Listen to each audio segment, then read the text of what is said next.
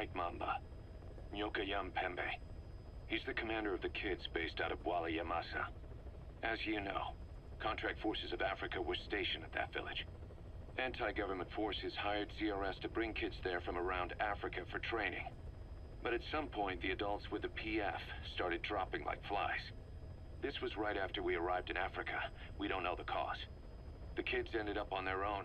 Must have been like fish out of water. Nothing to eat, no way to get back home. All the adults taught them was how to use a gun. Sure, they could shoot targets, but hunt for food? Not likely.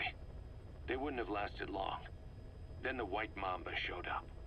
He was faster and stronger than them, a better soldier, and he knew how to lead. I guess somebody wished upon a star, because their savior turned up like stardust straight out of the blue. The moment he arrived, the kids had their new commander. That was when they started attacking other villages. Word of the infamous White Mamba spread fast. But it isn't just his combat skills that got people talking. As you can tell from the name, he's the only light-skinned kid in the unit. Not to mention the blonde hair and the blue eyes. Not common in those parts.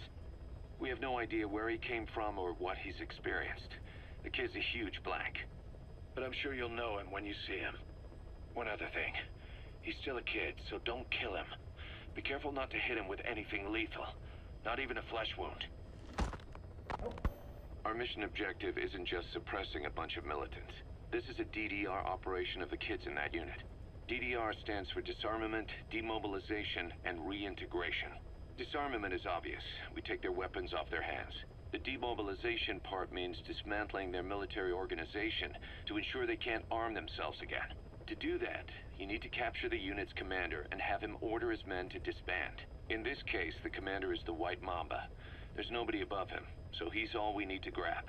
Finally, reintegration. Through education and occupational training, we give them a means to live besides war. A lot of kids born in a war zone don't know any other way to live.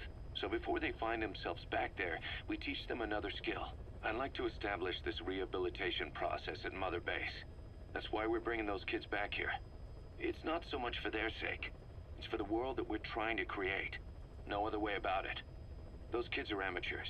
Bad for business to have them running around where we're trying to work. Bring them all back if possible. Or as many as you can.